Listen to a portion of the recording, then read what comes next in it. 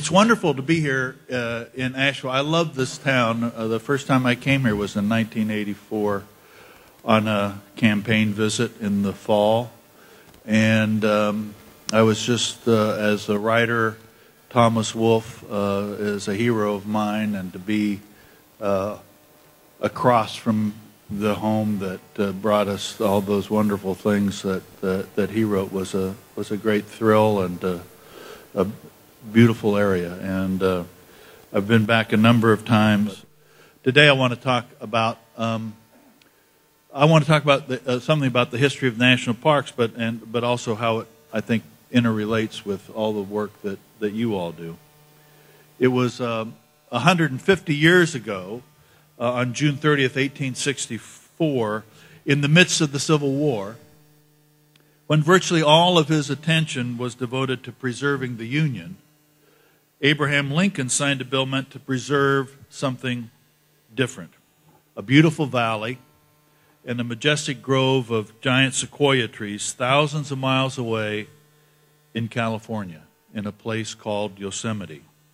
Now, neither Lincoln nor the Congress that had passed the bill had actually seen Yosemite with their own eyes. They're relying on photographs and paintings and written descriptions.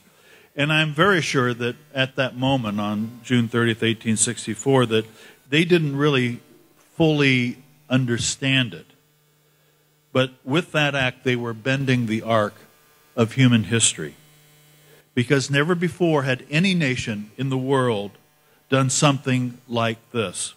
Up until that moment, the most majestic and scenic parts of any country were the exclusive preserve of kings and noblemen, the very wealthy or the well-connected. But with the Yosemite Act of 1864, the United States was essentially applying the noble principles of the Declaration of Independence at the bedrock of our existence, of equality for all and every person's right to the pursuit of happiness. They were applying those principles to the landscape.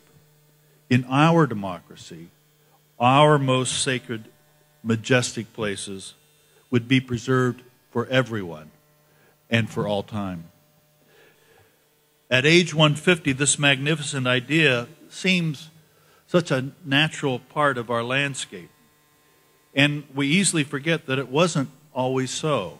We take it for granted that the grandest canyon on earth, or the nation's highest mountain, or the world's greatest collection of geysers would, of course, be protected from destruction and being spoiled. We assume that an exquisite valley with the continent's highest waterfalls and a grove of creation's biggest trees would, of course, be saved for future generations to enjoy and experience. Of course, we think.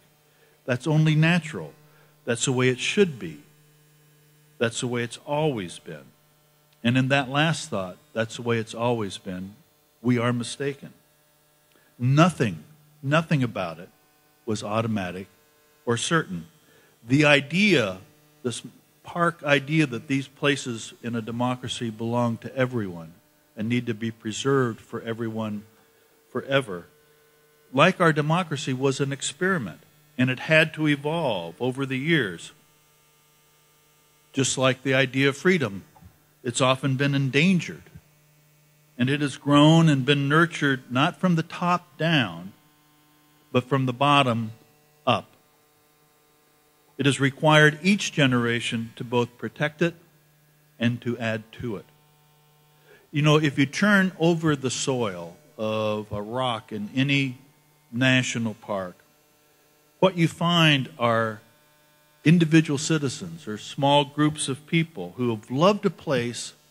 They've loved the place so much that they determined to dedicate themselves to finally struggle, fight, and get their government in our democracy to do what it should do, which is protect that place so that future generations, people that they will never meet, will get the chance to see that same place the same way and fall in love with it just the way they did.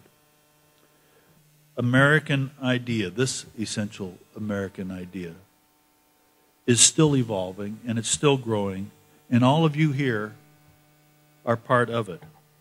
We've learned that national treasures come in many shapes and sizes, whether it's a parkway or a national heritage area, whether it's programs to sustain a region's unique music or its agriculture or its art, or explains the culture of the first inhabitants, whether or not it involves part of the national park system. We've learned that this magnificent idea always has its critics and has to struggle to survive. But we've also learned that preserving our special sacred places and celebrating our shared heritage can be good for business. The work you're doing here together is proving that. Your work draws millions of people to this region each year.